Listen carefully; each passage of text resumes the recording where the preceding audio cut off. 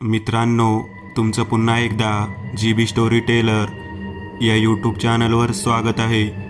आजच्या आपल्या गोष्टीचं नाव आहे बदला. लेखक राहुल कुलकर्णी. पण गोष्ट सुरू करण्याआधी जर कोणी या चॅनलवर पहिल्यांदाच आलेले असाल तर त्यांनी ह्या चॅनलला सबस्क्राईब करायला विसरू नका. चला तर मग अजिबात वेळ न घालवता गोष्टीला सुरुवात करूया.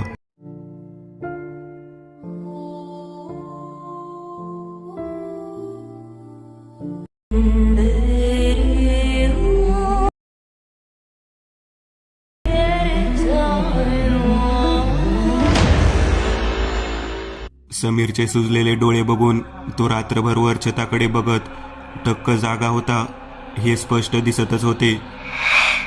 गेल्या 2-3 दिवसात त्याच्यात झालेला बदल हा अगदी स्पष्ट आणि रेवाची चिंता वाढवणारा होता. गेल्या काही तासांमध्ये त्याचा दिवसा तर नाहीच पण रात्री देखील डोळ्याला डोळा लागला नव्हता. समीर आणि रेवा वन रूम किचनमधलं छोटंसं कुटुंब. समीर चांगल्या कंपनीत इंजिनियर आणि रेवा वकील. तशी जोडी बघायला गेली तर अगदीच तारतम्य नसलेली. शक्यतो आपल्याच क्षेत्रातला नवरा किंवा बायको पाहिजे या आधुनिक वैवाहिक नियमाला बाधा आणून त्यांनी 1.5 वर्षांपूर्वी त्यांचा प्रेमविवाह औपचारिक पद्धतीने केला होता. पण दोघांचे सामाजिक आणि कार्यान्वित क्षेत्र जरी वेगळे असले तरी पती पत्नी म्हणून हे जोडपं वैवाहिक कसोटीवर अगदी खरं उतरलेलं होतं. समीरचं काम मर्यादित आणि कंपनीच्या चौकटीतील असल्याने त्याला घरी भेटायला येणाऱ्यांची संख्या नसल्यासारखीच होती. पण रेवाची वकिली आणि तिची केस हाताळण्याची पद्धत यामुळे आशिलांमध्ये आणि इतर सहकारी वकिलांमध्ये सुद्धा ती लोकप्रिय होती.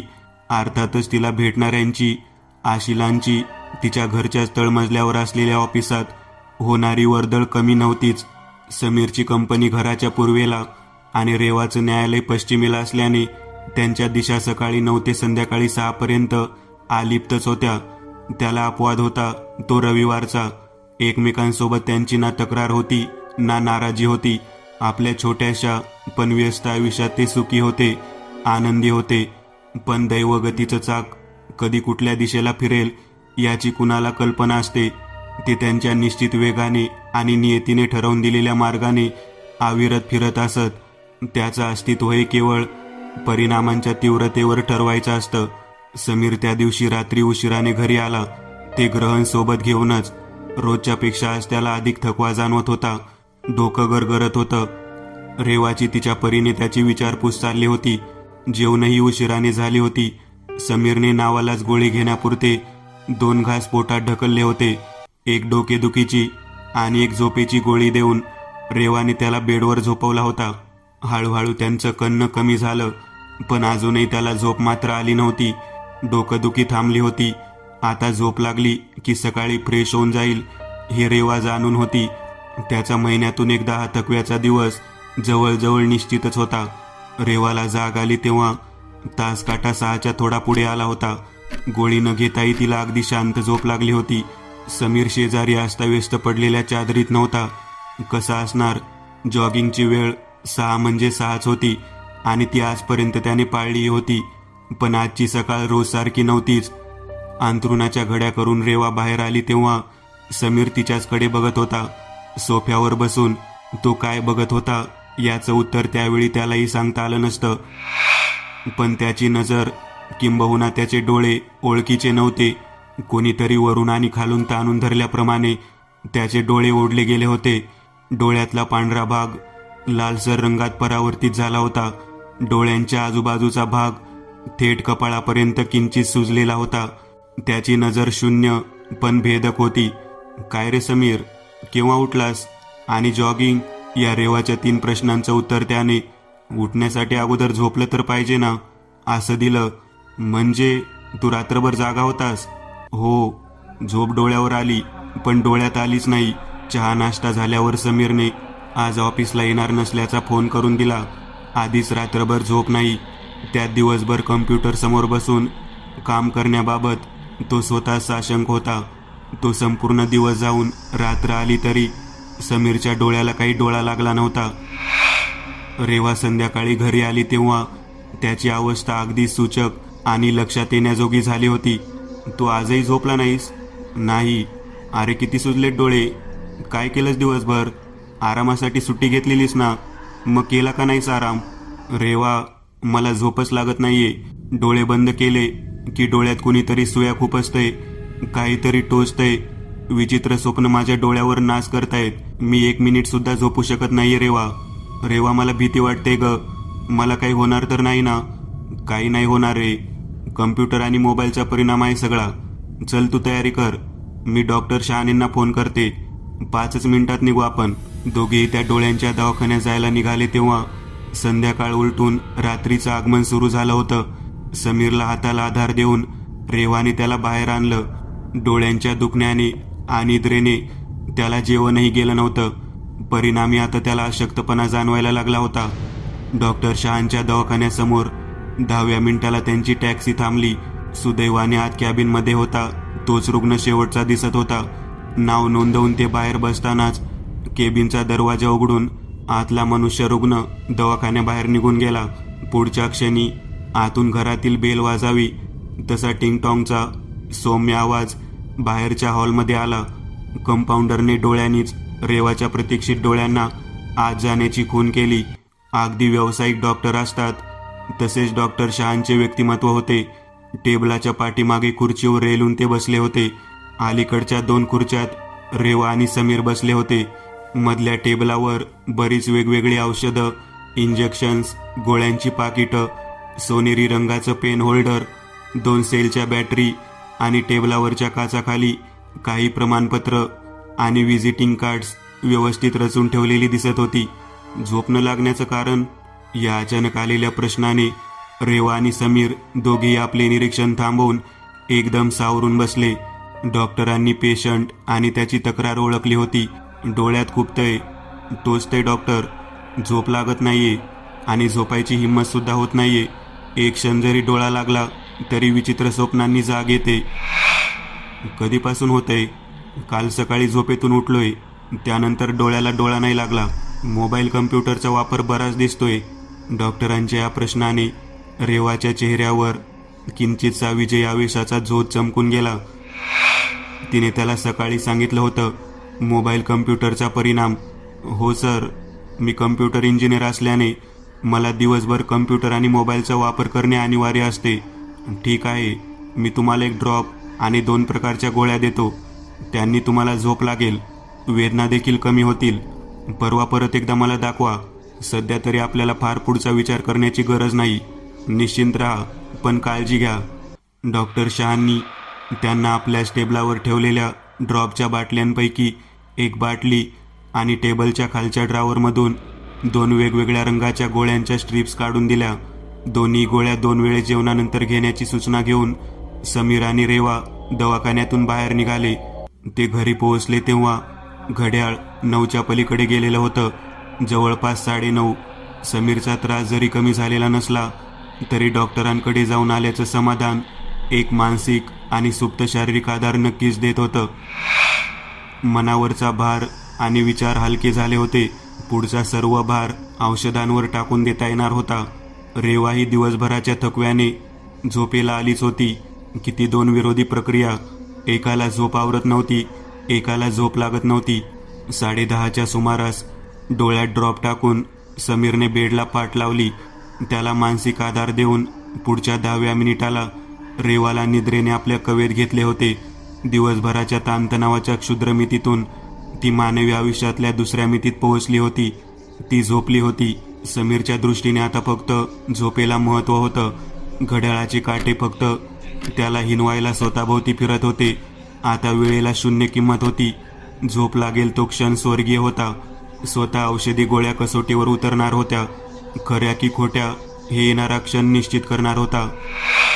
11, 12, 1, 2, नाही, अजून नाही. कितीतरी वेळ मनाला शांत करून समीरने डोळे मिटण्याचा प्रयत्न केला, शांत राहण्याचा प्रयत्न केला, पण नाही. तो 2 वाजता बाहेर सोफ्यावर आला. तगमग आता वाढली होती. उकाडा जाणवायला लागला होता. त्यातच बैठकीच्या उघड्या खिडक्यांतून येणारी वाऱ्याची झुळूक ओलसर अंगावर शहारे आणत होती. त्या नीरव शांततेत ते घड्याळ फक्त पगारी नोकरासारखं टक करीत दिवस रात्र जागत होतं, खिजवत होतं. डोळ्यातले भाले क्षणाक्षणाला वेदना वाढवत होते. सुया आतवर टोचल्या जात होत्या. शरीराच्या एखाद्या भागात खुपसलेली सूर्याची वेदना त्याला बाहेर काढताना अधिक तीव्र असते, कारण येताना त्यात अडकलेला लिबलिबीत कोथळा असतो. डोळ्यातल्या सुया सुद्धा आत बाहेर करीत होत्या. प्रत्येक क्षणाला वेदना वाढवतच होत्या. आताच्या आता गुरगुरून यावं, चक्कर यावी, भान हरपून बेशुद्ध होऊन कुठेतरी कोसळावं, अशी दुर्दैवी आणि अभद्र इच्छा समीरची होत होती. पण त्या क्षणाची त्याची शुद्ध, अगदी शुद्ध होती. प्रत्येक वेदना सर्वांगात घुमसत होती. त्याची जाणीव प्रत्येक नसेनसेतून ठणकत जाणारी कळ क्षणोक्षणी करून देत होती. साधारण प्रत्येक मनुष्य त्याच्या आयुष्याचा 1/3 भाग हा झोपेला अर्पित असतो. मानवी पचेंद्रियावर अंकुश ठेवण्याचं आणि त्यांना उत्तेजना देण्याचं महत्त्वाचं काम झोप करीत असते. डोळे तर फक्त निमित्त आणि झोप लागण्याची खूण असते. खरा तर तो मानवाचा दुसऱ्या मितीतला प्रवेश असतो. पहाटेचा गार वारा अंगाला झोंबायला लागला तरी समीरच्या बैठकीतल्या इरझाऱ्या सुरूच होत्या. गारव्यातली अविस्मरणीय साखर झोप त्याने परवा रात्री अनुभवली होती, पण आज तोच गारवा त्याला खिजवत होता, चिडवत होता. रेवाला जाग कालच्याच वेळी आली होती. 6:15. रात्रभर थकव्याने लागलेली गाढ झोप तिचा मूड अगदी फ्रेश करून गेली होती. पण विस्मरण ही स्मरणाची फक्त डोळे झाक असते. समीर, समीर कुठे? ती बेडरूमच्या बाहेर आली तेव्हा कालचाच देखावा तिच्या डोळ्यासमोर उभा ठाकला होता. फक्त आज त्यात भरलेले रंग अधिक गडद झाले होते. समीर सोफ्यावर बसून होता. त्याच्या डोळ्यांची अवस्था अगदीच दयनीय झालेली दिसत होती. झोप न लागणं हे फक्त सांगायचं कारण उरलं होतं. मुळात आता डोळे मिटणं हेच वेदनेला आमंत्रण ठरणार होतं. आज त्याचे डोळे बरेच खोल गेले होते. आजूबाजूला सुरकुत्या जमा झाल्या होत्या. चेहऱ्यावर एक निस्तेज सूज पसरली होती. डोळ्यातला पांढरा भाग रंग शिंपडल्याप्रमाणे आस्ताव्यस्त आणि अप्रमाणित लाल झाला होता. ओठ पुरते सुकून गेले होते. डोळ्यांखालची वर्तुळं अधिक काळी पडली होती. समीर, आज पण नाही? नाही रेवा, आजही नाही. 5 मिनिट सुद्धा नाही. तू आवर लवकर. आपल्याला आज लवकर दवाखान्यात गेलं पाहिजे. 10च्या आत. त्याने स्वतःहून दवाखान्यात जाण्याची व्यक्त केलेली अनैच्छिक इच्छा त्याची अवस्था अगदीच अधोरेखित करीत होती. झोपेतून उठून 48 तासानंतरही त्याच्या डोळ्याला डोळा लागला नव्हता. 9लाच फोनवर रेवाने समीरचं नाव डॉक्टर शहांकडे नोंदवून ठेवलं. ते पोहोचले तेव्हा तिथे अजून 3-4 पेशंट उत्सुकतेच्या नजरेने दोघांकडे बघत होते. स्वतःच्या वेदना कमी करण्याचा सर्वात सोपा उपाय दुसऱ्याच्या वेदनेचा आनंद घेणे. कंपाऊंडरने समीरचं नाव घेऊन त्यांना आत जाण्याची खूण केली. बाहेरचे 3-4 लोक एकमेकांकडे आश्चर्याच्या नजरेने बघत कंपाऊंडरच्या हलकटपणाबद्दलच्या चर्चेत रंगून गेले. झोप नाही लागली वाटतं? नाही डॉक्टर, तुम्ही काही करा, मला झोपायचंय. मला इंजेक्शन द्या, गोळ्या द्या, काय करायचंय ते करा, पण मला आराम मिळाला पाहिजे. अरे हो, असं उतावीळ होऊन कसं चालेल? मी तुमच्या 1-2 टेस्ट करतो, तुम्हाला औषध देतो, तुम्हाला नक्की फरक पडेल. असं म्हणून डॉक्टरांनी कुठलेसं ते दुर्बीणसारखं मोठं मशीन समीरच्या डोळ्यांवरून फिरवलं. अच्छा, असं स्वतःशीच म्हणत त्यांनी पुन्हा पिवळ्या रंगाच्या बल्बच्या बॅटरीतून समीरच्या डोळ्यांवरून 1-2 फेऱ्या मारल्या आणि आपल्या खुर्चीत जाऊन बसले. डोळे फारच थकले आहेत. मी तुम्हाला एक इंजेक्शन देतो. त्यावर घरी जाऊन काहीतरी खाऊन या 3 गोळ्या घ्या. तुम्हाला पुन्हा एकदा माझ्याकडे यावं लागेल. मी केलेल्या तपासणीतून तुम्हाला डोळ्याचा कुठलाही आजार झालेला नाही हे मी निश्चितपणे सांगू शकतो. पण तरीही काळजी म्हणून तुम्ही 2-3 दिवस घरीच आराम करणे लाभदायक ठरेल हे नक्की. ते 11च्या सुमारास घरी आले.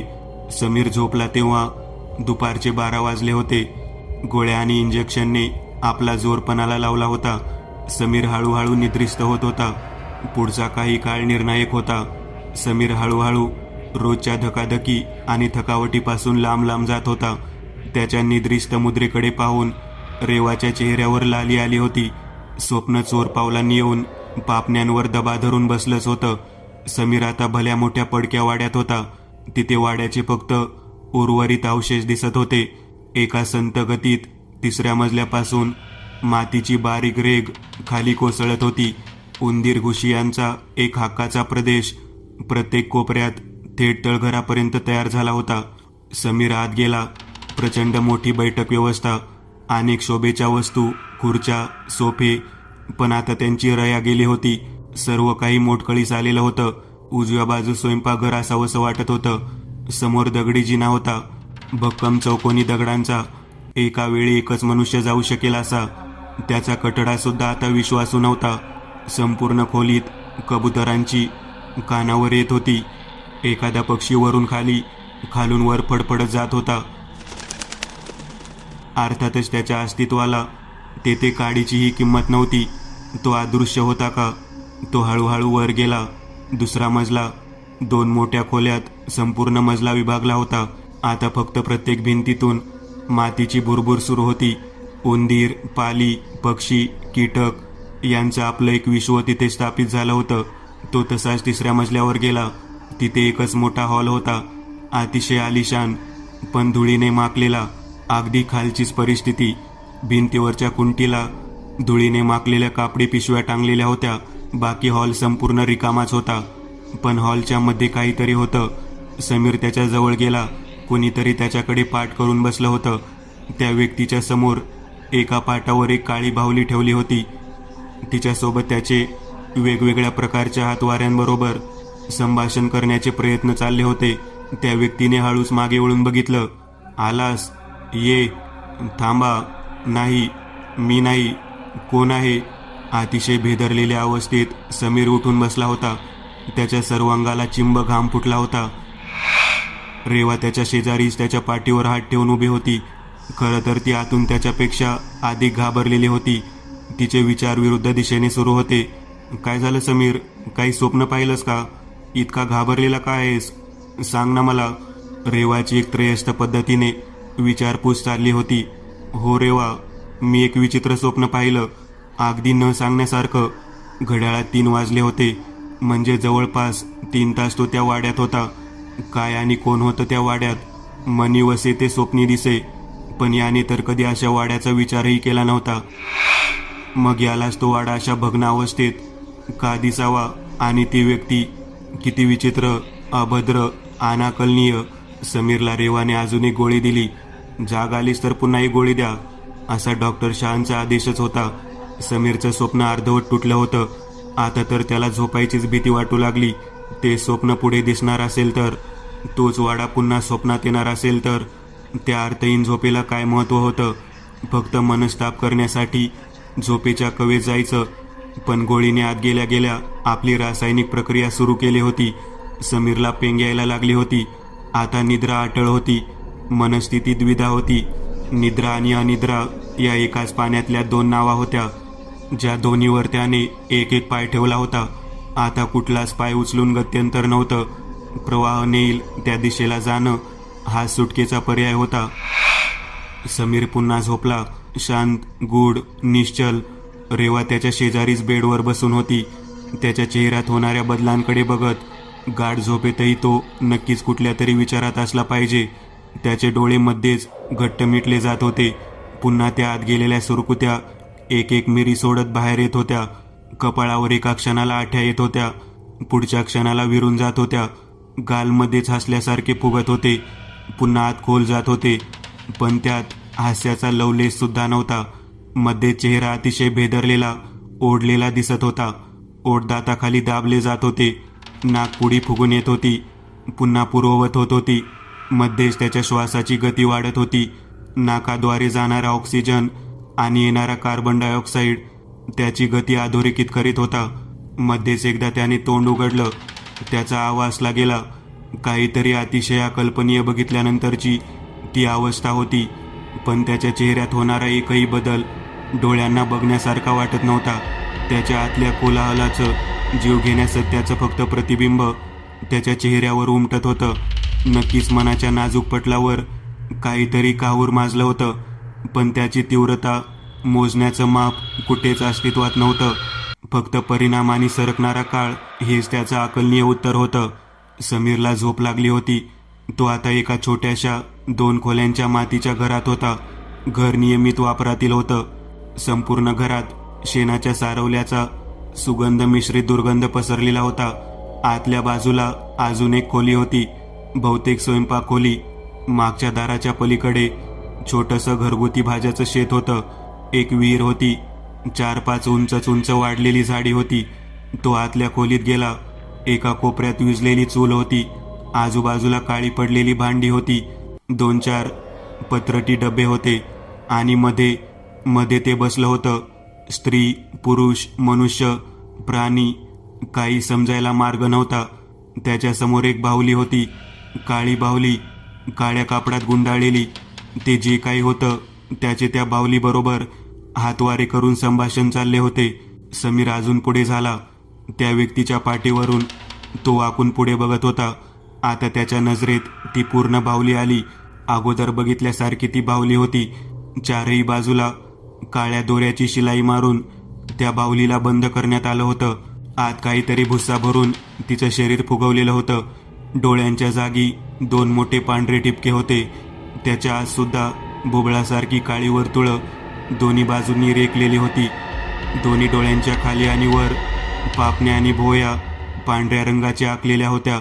खाली तोंडाच्या जागी तारेच्या कुंपणाप्रमाणे विचकलेले सुळे खाली वर ओठांच्या आकारात रंगवलेले होते.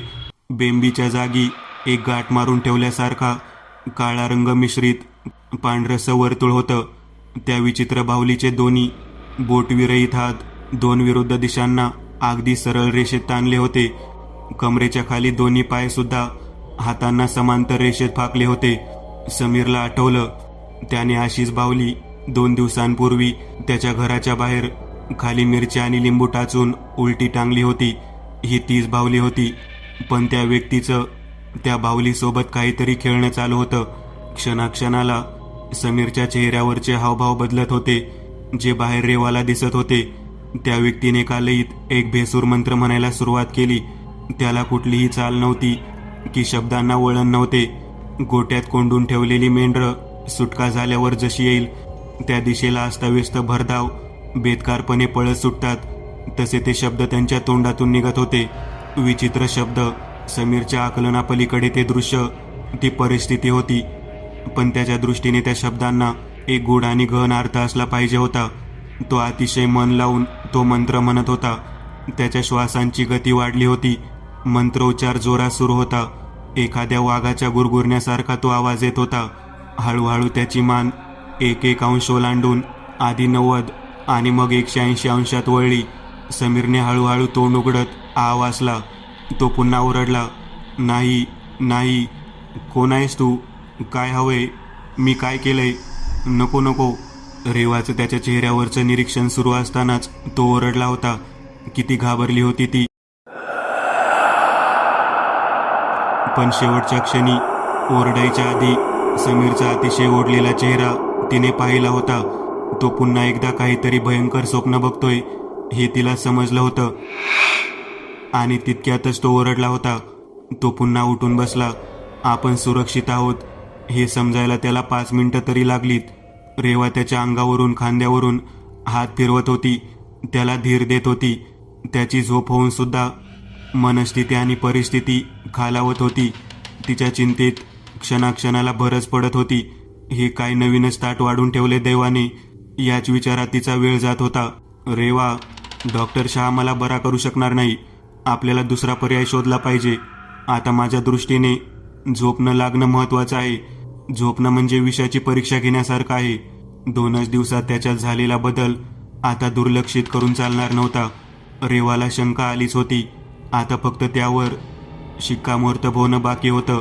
तिने समीरला काय दिसलं स्वप्नात या प्रश्नावर त्याने दिलेलं उत्तर अतिशय भयानक आणि त्या नाजूक रेवाच्या मनाचा ठाव चुकविणारं आणि अंगाचा थरकाप उडविणारं होतं. हे पाणी साधं नव्हतं. मानवी संशोधनाच्या आणि वैज्ञानिक शास्त्राच्या पलीकडचा हा विषय आहे हे रेवाला समजून चुकलं होतं. कितीही नास्तिकतेचा आव्हानला तरी ईश्वराची अदृश्य शक्ती कोणीच टाळू शकलेला नाही. कुणाला आयुष्याच्या पूर्वार्धात तर कुणाला उत्तरार्धात त्याची प्रत्यय आलीच आहेत.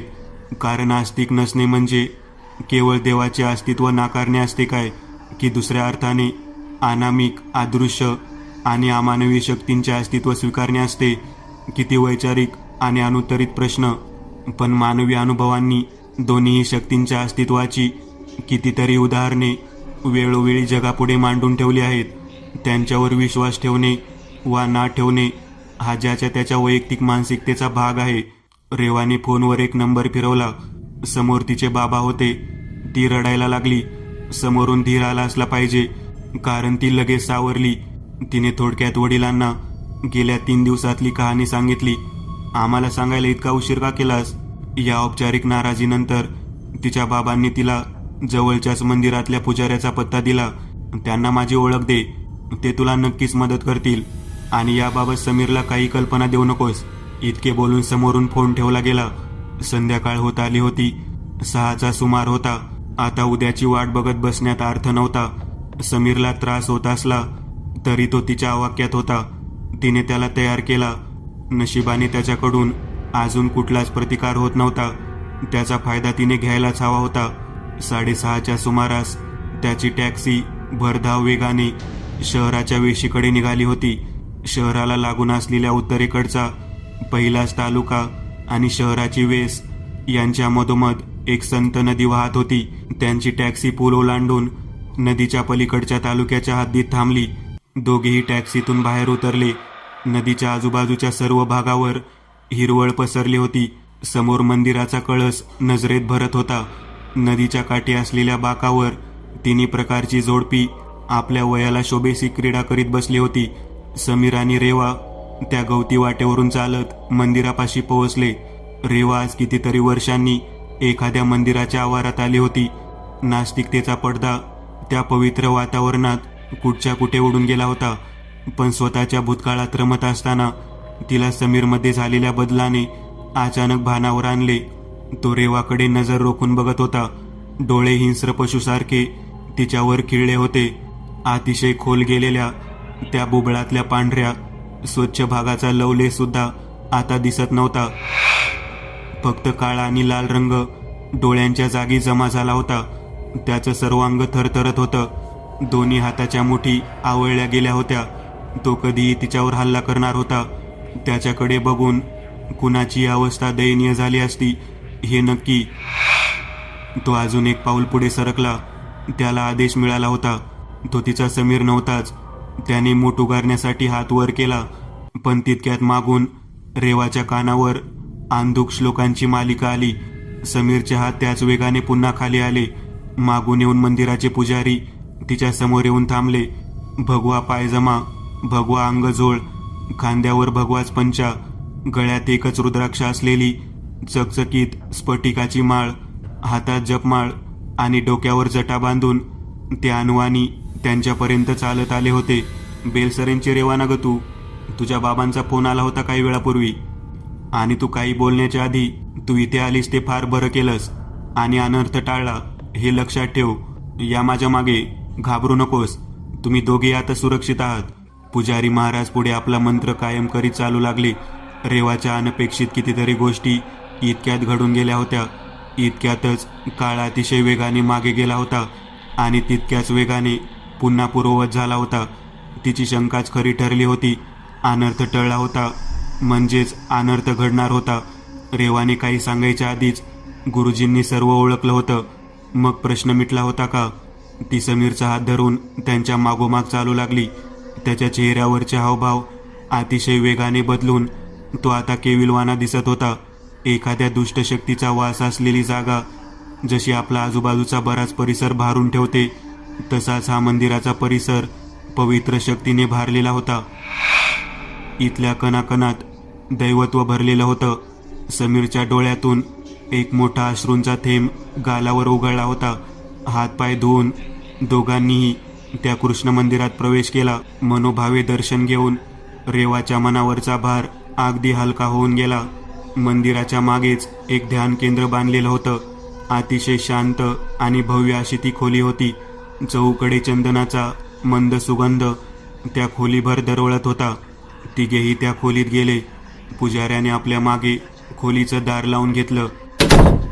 समोरच्या चटईवर पुजारी जाऊन बसले. बोटानेच त्यांनी दोघांना त्यांच्या समोर बसण्याची खूण केली.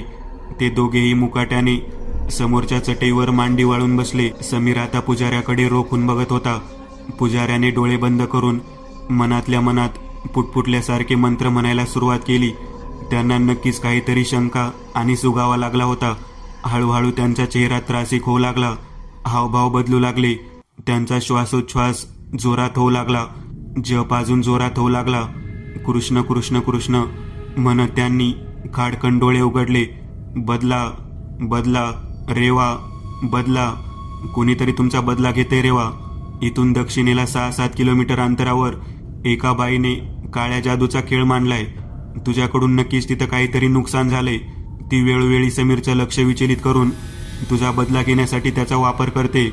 उद्या चतुर्थी आहे, म्हणजेच 3 दिवसांपूर्वी अमावस्या होती. त्या रात्री समीर ज्या चौकातून घरी आला त्या चौकात तिने सापळा लावला होता.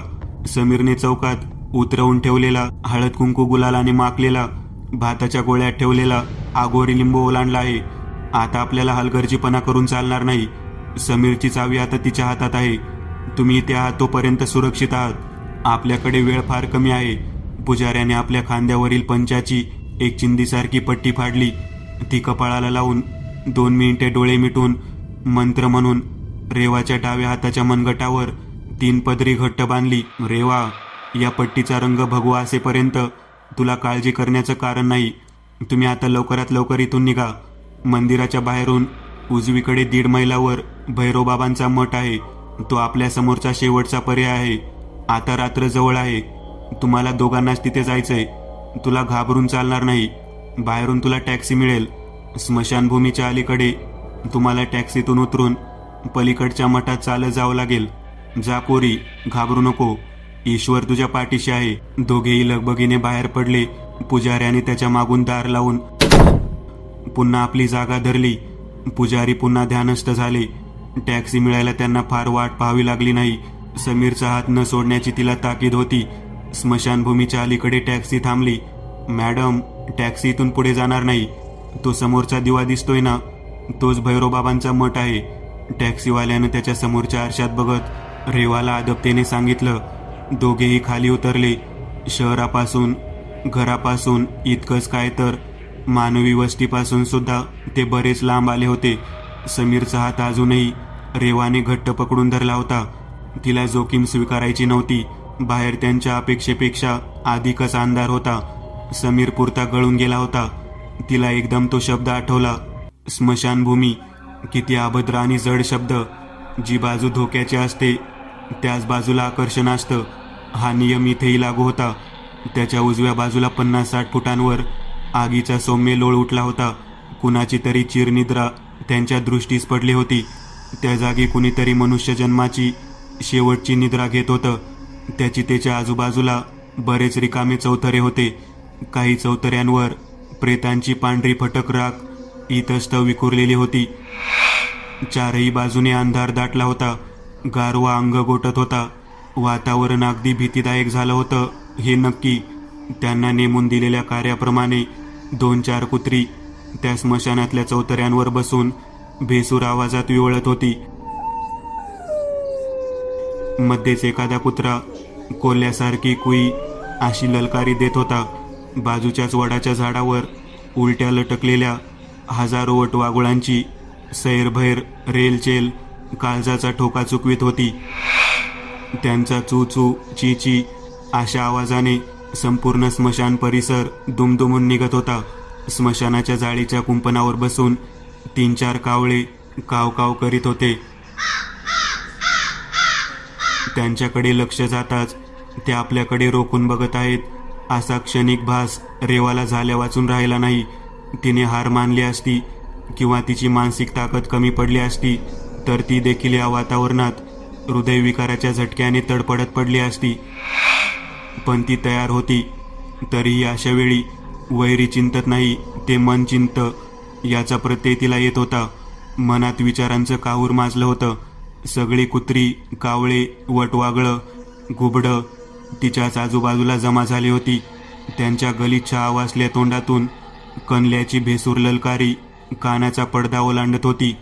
जळणाऱ्या चितेतून कोणीतरी रोखून रेवाकडे बघत होतं. तिला बोलावत होतं. त्या जळत्या चौथऱ्यावरून तो अभद्र अमानवी पाशवी देह हळूहळू सरपटत खाली उतरत होता. त्याचं तोंड, डोळे, चेहरा, सगळा देह पेटलेला होता. डोक्यातून ज्वाळा निघत होत्या. तरीही ते सरपटत वळवळती लांब जीभ बाहेर काढत काढत तिच्या जवळ येत होतं. ते अजून जवळ आलं. तिचा निवारणीचा क्षण समीप आला होता. अचानक तिचं लक्ष हातावरच्या भगव्या पट्टीवर गेलं. तिने डोळे बंद केले, हात छातीजवळ नेला. श्रीकृष्ण, श्रीकृष्ण. तिने डोळे उघडले तेव्हा आजूबाजूला किर्र शांतता होती. सगळे आवाज स्तब्ध झाले होते. समीर तिच्या शेजारी खाली पडला होता. तिचा वैरी जागा झाला होता. सगळा चकवा तिच्या लक्षात आला. सगळे तिच्याच मनाचे भास होते. सर्व भोवताल आपल्या जागी स्तब्ध होता. कुठेही अभद्रतेची पाल चुकचुकत नव्हती. फक्त मनाला थारणाऱ्या ठेवण्याची आवश्यकता होती. पण ईश्वर आहे ही जाणीव तिला काही क्षणापूर्वी झाली होती. तिने हाताकडे पाहिलं. पट्टा तसाच बांधलेला होता. तिने समीरला हलवून जागा केला. पुढच्या 5 मिनिटात स्मशान ओलांडले गेले. समोरच्या मठातला दिवा हळूहळू जवळ येत होता. तिला तिचा हात जड वाटायला लागला. मठाचं लाकडी मोठं दार सताड उघडं होतं. आत एक मोठी खोली दिसत होती. चंद्र बरोबर माथ्यावर आला होता. खालचा रस्ता पालापाचोळ्याचा होता. त्यांच्या चालण्याने त्या पाचोळ्याचा करकर आवाज सुद्धा त्या स्मशान शांततेत कानठाळ्या बसवीत होता. त्या मोठ्या दाराच्या बाहेर एक काटेरी कुंपण होतं. आज जवळपास 300 चौरस फुटांचा मोकळा आवार होता. त्या कुंपणाच्या दारातून त्यांनी प्रवेश केला तेव्हा रेवाचा हात अतिशय जड झाला होता. कुठल्याही क्षणी समीरचा हात तिच्या हातातून सुटणार होता. त्यांनी कसा तरी आत प्रवेश केला आणि ती खालीच कोसळली. तिचा हात पूर्ण बधीर झाला होता. तिने हाताकडे बघितलं. त्यावर बांधलेली भगवी पट्टी काळसर पडली होती. भगवा रंग हळूहळू उडून जात होता. ती धैर्याने उठून उभी राहिली. त्याला आत घेऊन ये. त्या मोठ्या दारामागच्या अंधारातून खर्जातला एक वयोवृद्ध आवाज तिच्या कानावर पडला. क्षणभर ती घाबरली सुद्धा. पण पुढच्या क्षणी दिव्याच्या प्रकाशात तिला तो चेहरा दिसला. ती समीरला घेऊन आत गेली. त्याला त्या रिंगणात बसव. रेवाने मुकाट्याने समीरला तिथे पांढऱ्या रंगाने आखलेल्या रिंगणात बसवला. बस तू पण. त्याच्या आदेशी आवाजात ती सूचना आली. रिंगणाच्या बाहेर छोट्या चटईवर रेवा बसली. समोर भैरव बाबा बसले होते. तेच असणार. दुसरा कुठलाही वावर तिथे दिसतच नव्हता. 70च्या पुढचं वय, लांब चेहरा, तसंच लांब ओठापर्यंत आलेलं बारीक नाक, सुरकुतलेली त्वचा, मोठे आणि बोलके डोळे. डोळ्यांच्या खाली कुट्ट काळी 2 वर्तुळं, बेंबीपर्यंत कमी कमी होत आलेली सफेद लाल केसांची दाढी, त्यातच हानवटीजवळ कुठेतरी मिसळून गेलेली लाल सफेद मिशी, कपाळावर आठ्या आणि सुरकुत्या. त्यावर 3 बोटांनी डावीकडून उजवीकडे फिरवलेल्या भस्माच्या 3 समान ओळी. तशाच भस्माच्या हातांवर, छातीवर, पाठीवर ओढलेल्या 3 ओळी. कपाळावर मधोमध तुळशीच्या पानाच्या आकाराचा भगवा टिळा. डोक्यावरच्या केसांच्या वरच्याच बाजूने शंखाकृती बांधलेल्या जटा. कमरेवर एक लालसर कद आणि खांद्यावर एक उपकरण. काय हवंय तुला? बाबांनी समीरला प्रश्न केला. रेवा. त्या आवाजल्या तोंडातून कणल्यासारखा तो आवाज बाहेर पडला. काय केलंय तिने? का त्रास देतोय तिला? माझा पोरगा फासावर लावला तिने. मारला त्याला. हेल काढत तो आवाज गुरगुरू लागला. समीर जागा हो, जागा हो समीर. बाबांचा आवाज आला. समीरने हळूहळू डोळे उघडले. बाबा समीरच्या जवळ आले. त्यांनी आपला हात त्याच्या डोळ्यांवर आडवा ठेवला. मी आता तुला काही प्रश्न विचारणार आहे. त्याची तू मला उत्तर देणार आहेस. आहे का मंजूर? बाबांनी तीक्ष्ण शब्दात समीरला विचारणा केली. हो. तू आता गाढ झोपणार आहेस. तुला शांत झोप लागते आहे. आता तुझ्या डोळ्यांसमोर काहीतरी येतंय ना? मग सांग मला, काय दिसतंय तुला? बाहुली, काळी बाहुली. तो आता एका 3 खोल्यांच्या घरात होता. बैठकीत खुर्च्या, सोफा वगैरे आणि इतर शोभेच्या वस्तू ठेवलेल्या होत्या. भिंतीवर घड्याळ होतं. समोर काही फोटो टांगले होते. डाव्या बाजूला स्वयंपाकघर होतं. शेजारी अजून एक मोकळा हॉल होता. तो आता त्या हॉलमध्ये गेला होता. त्याच्या समोर तेच दृश्य होतं. त्याने याआधी 2 वेळा पाहिलेलं. भैरव बाबा लक्ष देऊन ऐकत होते. त्यांच्या हातातली जपमाळ वेगाने एक मणी ओलांडत बोटांवरून फिरत होती. त्याला आता तीच 4ही बाजूने काळ्या दोऱ्याची शिलाई मारून बंद केलेली बाहुली दिसत होती. बाहुलीच्या डोळ्यांच्या जागी असलेले 2 मोठे पांढरे ठिपके आता गोल गोल फिरत होते. त्याच्या आतली बुबळासारखी काळी वर्तुळं थरथरत होती. बाहुलीच्या दोन्ही डोळ्यांच्या खाली आणि वर पांढऱ्या रंगाने आखलेल्या पापण्या आणि भोया आता जवळ येत होत्या, हालचाल करीत होत्या. त्यांच्यात जिवंतपणा आला होता. डोळ्यांच्या खाली तोंडाच्या जागी तारेच्या कुंपणाप्रमाणे विचकलेले सुळे आता एकमेकांवर आदळून कचकच आवाज करीत उघडझाप करीत होते. आतून एक लाल बुंद सळसळीत जीभ बाहेर येत वळवळत होती. बेंबीच्या जागी एक गाठ मारून ठेवलेलं काळ्या रंगाचं वर्तुळ आता लाल रंगात परावर्तित होऊन लसलसत होतं. त्या विचित्र बाहुलीचे दोन्ही बोटविरहित हात 2 विरुद्ध दिशांना आता खालीवर करीत होते. त्यातून आता बोटे बाहेर येत होती. ती 10ही बोटे आता खालीवर करीत स्वतःभोवती गोल गोल फिरत होती. कमरेच्या खाली असलेले दोन्ही पाय आता हालचाल करीत होते. त्यांची बोटे मागच्या बाजूने हळूहळू बाहेर येत होती. पुढे टाच आणि मागे बोटे अशी त्या पायांची रचना झाली होती. त्या बाहुलीच्या पलीकडे एक होम सुरू होता. त्या कसल्या तरी उग्र द्रव्याची अविरत आहुती चालू होती. बाहुली समोर बसलेली व्यक्ती भेसूर आवाजात मंत्र उच्चार करीत होती. प्रत्येक मंत्राच्या शेवटी रेवा आणि समीरचं नाव उच्चारलं जात होतं. त्या बाहुलीच्या बाजूला एक मानवी कवटी ठेवलेली होती.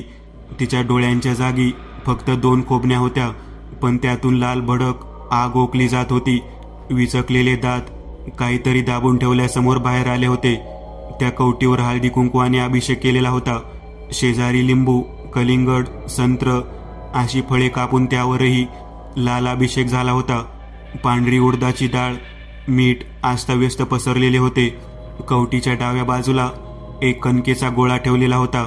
त्याला देखील बाहुलीचा आकार देऊन त्या जागोजागी काळी तीळ आणि जव वाहिलेली होती. त्या दर्भाच्या काड्या कोसलेल्या होत्या. एका बाजूला हिरव्या फुटलेल्या बांगड्या, कानातले काळे मणी पडलेले होते. एका सुरीखाली चिमटीत बसेल असा लांब केसांचा जुडा कापून ठेवलेला होता. सर्व वर्णन समीर भैरवबाबांना सविस्तरपणे सांगत होता. बाबांची समोहन शक्ती यावेळी प्रचंड आवेगात होती. समीर त्यातून बाहेर येणं शक्यच नव्हतं. हळूहळू त्या बाहुलीसमोर बसलेली ती सैतानी मान मागे वळली. तिने आता डोक्यावरचे केस मोकळे सोडले होते. त्यांच्या एक एक बटांनी संपूर्ण चेहऱ्यावर एक रिंगण तयार झालं होतं. त्यातून आवाज आला, आलास, ये, बस समोर. किती भारदस्त आणि चुंबकीय आवाज. नाही, नको. समीरचा आवाज बाबांच्या कानी आला. जा समोर, बैस समोर, बाबा करारी आवाजात बोलले. समीर हातबलपणे त्या बाहुलीसमोर जाऊन बसला. इकडे भैरवबाबांचे हात जोराने काम करीत होते. त्यांनी त्यांच्या आणि समीरच्या मध्ये भस्माने एक तारकामंडल आखलं होतं. त्याच्या 8ही टोकांना आता त्यांनी एक एक दिवा ठेवला होता. मध्ये वेगवेगळ्या ग्रहांचे आकडे लिहिले होते आणि मध्यभागी एक तांदळाची कृष्णमूर्ती त्यांनी काढली होती. त्यावर त्यांचा मंत्रोच्चाराबरोबर तुळशीपत्र, हळदी कुंकू, पंचामृताने अभिषेक सुरू होता. एका डोळ्याने ते समीरच्या प्रत्येक हालचालीवर लक्ष ठेवून होते. त्या व्यक्तीने आता बाहुलीला हातात उचलून घेतले होते. तो तिच्या डोळ्यात सुया टोचत होता. त्याबरोबर तिच्या शरीराची हालचाल वाढत होती. त्याने त्या बाहुलीला पुन्हा जागेवर ठेवून दिलं. त्याने आता हातात तलवार घेतली होती. इकडे समीर विवळायला लागला होता. निर्वाणीचा क्षण समीप आला होता. कुठल्याही क्षणी घात होणार होता. तो बाबांच्या समोर नाही, नको, सोड अशी याचना करीत होता. समीर आतून कोसळला होता. अजूनही तो संमोहनात होता. आता बचाव शक्य होता का? कुठलीही शक्ती अजून शिल्लक होती का? पुढच्या क्रिया अतिशय वेगाने कराव्या लागणार होत्या. तिकडे तलवार वर वर करीत डोक्याच्या माथ्यावर येऊन थांबली होती. कणकेच्या बाहुलीकडे बघून त्या विद्रूप तोंडातून, मी तुझ्यासाठी बळी देते, तयार राहा, मी अभिषेक करणारे अशी गुरगुर येत होती. त्या अभद्र तोंडातून दुर्गंधीयुक्त हास्य पसरलं. सर्व खोली दुमदुमून गेली. तुझ्या डोळ्यासमोर मी तुला मारणार आहे, मग बघते तुझी रेवा कशी जगते ते, असं म्हणून त्या काळ्या बाहुलीकडे तलवार वेगाने खाली येत होती. तितक्यात सेकंदाच्या 1 सहस्त्रांश भागाच्या काळात त्या भव्य खोलीचा दरवाजा धाडकन उघडला गेला. 3 क्रिया सोबत घडल्या होत्या. तलवार वेगाने खाली बाहुलीच्या मानेवर येत होती. त्याचवेळी त्या खोलीचा दरवाजा उघडून दारातून एक धारदार भाला त्या व्यक्तीच्या मागून येऊन मानेत खुपसला गेला. इकडे भैरवबाबांनी समीरचं कपाळ सर्व शक्तीनिशी त्या तांदळाच्या कृष्णमूर्तीवर टेकवलं होतं. भाल्याच्या त्या तीव्र आघाताबरोबर त्या महिलेच्या देहातून वेदनेची एक अंतिम आर्तकिंचाळी निघाली. हळूहळू तिची मान खाली खाली झुकत जमिनीवर टेकवली गेली. तलवार डाव्या बाजूला लांबवर फेकली गेली होती. त्या महिलेच्या मानेतून निघणारी रक्ताची घट्ट ओळ त्या कणकेच्या बाहुलीवर वाहत होती आणि दाराकडे धापा टाकत त्या कृष्ण मंदिराचे पुजारी विजयी मुद्रेने देवाचे आभार मानित होते. समीर हळूहळू शुद्धीवर येत होता. त्याच्या सुटकेसाठी दोन्ही बाजूंनी दैव धावून आलं होतं. इकडे कृष्णमूर्ती होती तर तिकडे स्वतः पुजारी होते. बऱ्याच वेळापासून समोर शांत कृष्ण नामाचा जप करीत बसलेली रेवा आता अपेक्षेने भैरवबाबा आणि समीरकडे आळीपाळीने बघत होती. आता प्रथमच तिचं लक्ष भैरवबाबांच्या पाठीमागे पडलेल्या प्रकाशावर गेलं. एका कोपऱ्यात तिचे वडील शांत बसले होते. ते तिच्या अगोदरच तिथे पोहोचले होते. वेळेच्या सूक्ष्म आवर्तनात सर्व संपलं होतं. त्या दुष्ट शक्तीचा दैवी शक्तीकडून पराभव झाला होता. समीर उठून बसला. त्याच्या चेहऱ्यावर लाली आली होती. तो हळूहळू पूर्ववत होत होता. मंदिराचे पुजारी त्या शक्तीचा नाश करून पुन्हा मंदिराकडे वळले होते. आता फक्त या दुश्मनीचा उलगडा होणे बाकी होते. रेवाच्या लक्षात सर्व प्रकरण आलं होतं. काही महिन्यांपूर्वी तिने एक केस जिंकली होती. आघोरी प्रकारात बालकांचे बळी देण्याच्या विरुद्ध सरकारी बाजूने लढताना तिच्या अभ्यास आणि न्यायालयीन युक्तिवादामुळे एका आरोपीला फाशीची शिक्षा झाली होती. तर त्या आरोपीची सहकारी जी त्याची आई असल्याचा काही वेळापूर्वी दावा करीत होती फरार होती आणि आता दैवाने तिच्यासोबत सुद्धा न्याय केला होता. सर्व गोष्टी आता काचेसारख्या स्वच्छ आणि पारदर्शक झाल्या होत्या. रेवा, समीर आणि तिच्या बाबांनी भैरवबाबांना साष्टांग नमस्कार करून त्यांचा निरोप घेतला. तिघांच्याही डोळ्यात आनंद आणि विजय तरळत होता. हळूहळू ते मठाच्या बाहेर पडले. रात्रीचा गारवा हळूहळू वाढत होता, पण त्याला आता भीतीची किनार नव्हती. त्यांच्याही नकळत त्यांची पावले कृष्ण मंदिराकडे वळली होती. मी एक नवीन चॅनल ओपन करत आहे. त्यावर तुम्हाला ॲनिमेटेड हॉरर स्टोरीज पाहायला मिळतील. त्या चॅनलची लिंक या व्हिडिओच्या डिस्क्रिप्शनमध्ये दिलेली आहे. चॅनलला सबस्क्राईब करायला विसरू नका. मित्रांनो, आज पुरतं एवढंच. तुम्हाला जर काही गोष्ट आवडली असेल तर नक्की लाईक करा. तुमच्यापैकी बरेचसे जण व्हिडिओ लाईक न करताच पळून जातात, पण हा जर व्हिडिओ तुम्ही लाईक केला तर मला जरा बरं वाटेल आणि असेच भारी भारी व्हिडिओ बनवायची माझ्यात एनर्जी येईल. त्यामुळे नक्की लाईक करा. आणि अजूनही कोणी या चॅनलला सबस्क्राईब केलेलं नसाल तर लगेच सबस्क्राईब करून टाका. आणि बाजूची घंटी ती मात्र दाबायला विसरू नका. देवाची घंटी आहे ती. चला तर मग पुन्हा भेटूया अशीच एक आगळी वेगळी गोष्ट घेऊन पुढच्या भागात.